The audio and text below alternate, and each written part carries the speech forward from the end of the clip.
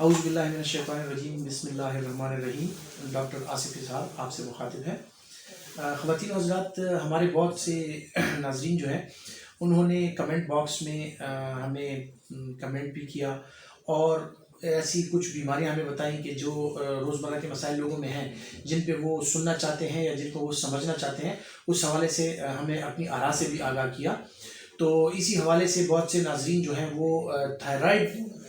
Gland के हवाले से उन्होंने बात की और थायराइड की मुख्तलिफ़ बीमारियों के बारे में हमसे बात करने के लिए कहा। सो आज मैं उन नाज़रीन के लिए खुसूसी तौर पे थायराइड के हवाले से थायराइड की जितनी बीमारियां हैं उनका जिक्र करना चाहता हूँ। ज़्यादातर जो लोग हैं जिन्होंने सवाल किया या जिन्होंने कमेंट किया, उन्होंने जो अलामात हमें बताई या जो बीमारियां हमें बताई, उनमें ज़्यादातर हाइपर थायराइड जो मरीज़ हैं उनके जो अलामात थे वो मैच करते हैं। थायराइड क्या है, थायराइड ग्लैंड का काम क्या है, ये कौन सी गदूद बनाता है और इसके बदन में फंक्शंस क्या हैं, सबसे पहले मैं आपको ये समझा दूँ। थायराइड ग्लैंड जो है हमारे गले में गोश्त का एक छोटा सा टुकड़ा गदूद होते हैं जिससे थायरॉक्सिन वो सिक्रीट करता है और थायरॉक्सिन जो है हमारे बदन में जाके जो हमारी मुख्तलिफ़ किस्म की मेटाबॉलिक चीज़ें हैं या जो मेटाबॉलिज्म जो नशोनुमा हो रही है बदन में या बदन के जितने फंक्शंस हैं उन पे असरअंदाज होता है। अब क्या होता है कि अगर थायराइड ग्लैंड या थायराइड के गदूद अगर थायरॉक्सिन ज़्यादा बनाने लग जाए तो इस कंडीशन को हम हाइपर थायराइडिज्म कहते हैं। अब अगर ये थायराइड गदूद या थायरॉक्सिन आपकी बदन में ज़्यादा हो जाए तो इससे आपको क्या पेचीदगियाँ, क्या मुश्किलात और किस किस्म की अलामात हो सकती हैं, मैं उस हवाले से जिक्र करना चाहता हूँ। जिन लोगों में थायरॉक्सिन की पैदावार ज़्यादा हो जाती है या जो लोग हाइपर थायराइडिज्म बीमारी का शिकार हो जाते हैं, वो डॉक्टर के पास जाने से पहले उनको कुछ अरसे तक कुछ अलामात रहती हैं जिनमें घबराहट का होना, दिल की धड़कन का तेज़ हो जाना, जल्दी थक जाना, बदन का गर्म हो जाना, पसीने आना, खुसूसी तौर पे हाथ पाँव की जो हथेलियाँ हैं उनसे जो है तो अक्सर औकात उनमें पसीने आते हैं और उनका दिल जो है वो तंग जगह पे तंग होने लगता है और वो हाइपर हो जाते हैं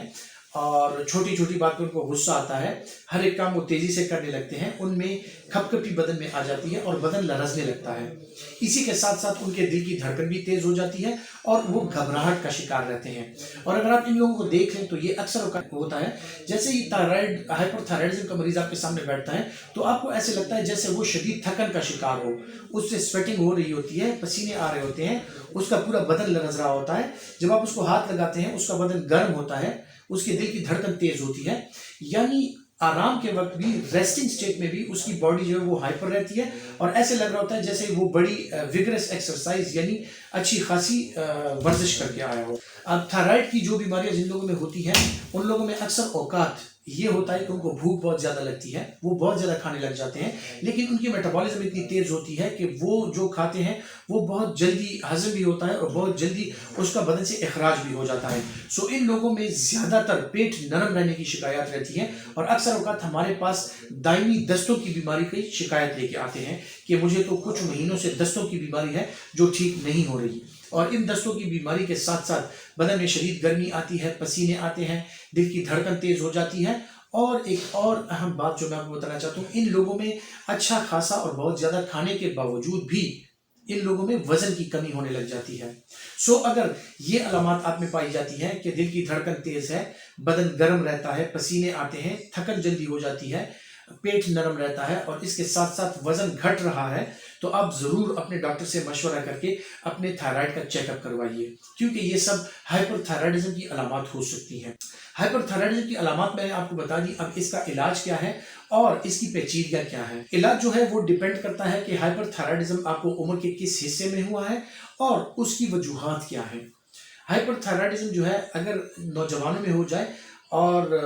या जो हमारी ख़वातीन हैं जिनकी ज़चगी के अमल होते हैं, जिन्होंने अपनी फैमिली कंप्लीट नहीं की होती और जिन्होंने अपनी फैमिली कंप्लीट करनी है, सो उनको हम दवाइयों के ज़रिए या एंटी थायराइड जो मेडिकेशंस हैं वो देते हैं ताकि उनका हाइपर थायराइडिज्म या थायराइड गदूद जो एक्सेसिव या ज़्यादा मिकदार में थायरॉक्सिन बना रहा है उसको हम कम कर दें, जिससे जो है उन लोगों में जो अलामात हैं उनमें कमी आ जाती है और वो अच्छी खासी ज़िंदगी गुजारने लग जाते हैं। کچھ لوگوں میں تھائراکسین کے بلاک کرنے کی جو دوائیاں ہیں، جو اینٹی تھائرائڈ میڈیکیشنز ہیں، اگر ہم وہ دے بھی دیں، کچھ لوگوں میں ان کا اثر نہیں ہوتا، یا کچھ لوگوں میں جو ہے تھائرائڈ غدود میں چھوٹا سا گوشت کا ٹکڑا ہوتا ہے جو خود بخود تھائراکسین بنا رہا ہوتا ہے. سو اس کے لیے ہمیں پھر اور طرح کے پروسیجرز، جس طرح ریڈیو ایکٹیو آیوڈین ہمیں مریض کو دینا پڑتا ہے، جس سے ان کے تھائرائڈ گلینڈ کے خلیے جل جاتے ہیں اس ریڈیو ایکٹیو آیوڈین کی وجہ سے، اور ان میں زیادہ مقدار میں جو تھائراکسین ہے اس کے بننے کا عمل کم ہو جاتا ہے، اور وہ لوگ ایک نارمل لائف پہ آ جاتے ہیں. لیکن جو ریڈیو ایکٹیو آیوڈین ہے، چونکہ اس میں ایسا مواد پایا جاتا ہے، ریڈیو ایکٹیو مواد پایا جاتا ہے، وہ ہم اکثر اوقات جو ہے کم عمر کے یا نوجوان جو لوگ ہیں جنہوں نے اپنی فیملی کمپلیٹ نہیں کی ہوتی، جنہوں نے اپنی فیملی ابھی کمپلیٹ کرنی ہے، یا جو ہماری خواتین ہیں جن کو ابھی زچگی کے مراحل سے گزرنا ہے، ان لوگوں میں یہ ریکمینڈڈ نہیں ہے. اس کے علاوہ اگر تھائرائڈ ہائپر تھائرائڈزم کے ساتھ اگر تھائرائڈ غدود بڑھ جائے اور گلڑ ہو جائے، تو اس میں اگر ان کو سانس لینے میں تکلیف ہے، یا ان کو کاسمیٹکلی وہ چیز بری لگ رہی ہے کہ ان کا گلڑ بڑا ہوا ہے، تو جب تک ہم ان کو یو تھائرائڈ یعنی تھائرائڈ سٹیٹس ان کا نارمل پہ نہ لے آئیں دوائیوں کے ساتھ، تب تک ان کو آپریشن نہیں ہوتا. سو پہلے ہم یہ کرتے ہیں کہ تھائرائڈ کی دوائیاں دے کے ان کا سٹیٹس یو تھائرائڈ یعنی نارمل تھائرائڈ لیول پہ لے آتے ہیں. ان کا تھائراکسین جب ایک دفعہ نارمل ہو جائے دوائیوں کے ساتھ، پھر اس کے لیے ان کا آپریشن بھی کیا جا سکتا ہے، جس سے ان کے تھائرائڈ غدود کو مکمل طور پہ یا جزوی طور پہ ہٹا دیا جاتا ہے. وہ آپ کا ڈاکٹر بہتر سمجھتا ہے کہ کس مریض کو دوائیاں دینی ہے، کس مریض کا آپریشن ہونا ہے، اور کس مریض کو ریڈیو ایکٹیو آیوڈین کی صورت میں ہم تھائرائڈ کی دوائیاں دے سکتے ہیں. بہرحال یہ سب جو ہے یہ قابل علاج چیزیں ہیں، ان کا علاج پاسبل ہے اور ان کا علاج ہو سکتا ہے. اس کے علاوہ اس کی پیچیدگیاں کیا ہو سکتی ہیں؟ ہائپر تھائرائڈزم کے جتنے بھی مریض ہیں ان میں اکثر اوقات میٹابولزم اتنا زیادہ رہتا ہے کہ ان میں وزن کی کمی انتہائی حد تک ہو سکتی ہے. وزن کی کمی کے ساتھ ساتھ چونکہ ان کی دل کی دھڑکن انتہائی تیز ہوتی ہے، اور اس وجہ سے جو ہے ان میں دل کی بیماریاں پیدا ہو سکتی ہیں، جس میں دل کا فیل ہو جانا، دل کا کمزور ہو جانا، دل کی رگوں کی بیماریاں وہ عام طور پہ پائی جا سکتی ہیں. جو ہماری بڑی عمر کے لوگ ہیں جن کے دل کی شریانیں کمزور ہیں، ان میں اس دل کی دھڑکن کے بڑھنے کے ساتھ ساتھ ان میں انجائنا کے اٹیکس ہو سکتے ہیں، اور ان میں چیسٹ پین کی خصوصی طور پہ جو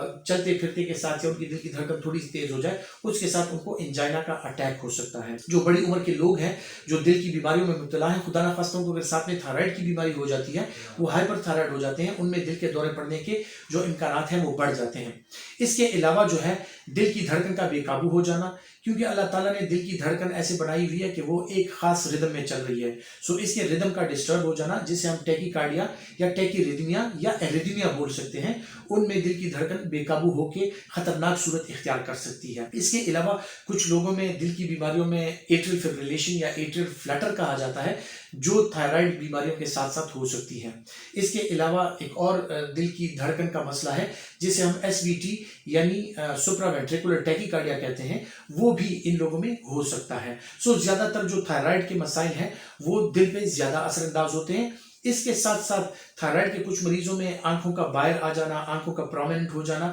اور ایسے لگتا ہے جیسے آنکھیں بہت بڑھ گئی ہوں، یہ بھی ہو سکتا ہے، جس کی وجہ سے آنکھوں کی نظر کی کمزوری اور آنکھوں کا خشک ہو جانا، آنکھوں کی جلیوں کا خشکی کی وجہ سے خراب ہو جانا، اور پھر نظر پہ اس کا اثر پڑ سکتا ہے. سو یہ آنکھوں کی بیماریاں بھی ہو سکتی ہیں. اور نظام کا جیسے میں نے پہلے ذکر کیا کہ ہاضمہ اکثر اوقات خراب رہتا ہے، اور ان لوگوں میں زیادہ تر دستوں کی بیماریاں ہوتی ہیں. سو خدا نخواستہ اگر آپ لوگوں میں ایسی کچھ علامات پائی جاتی ہیں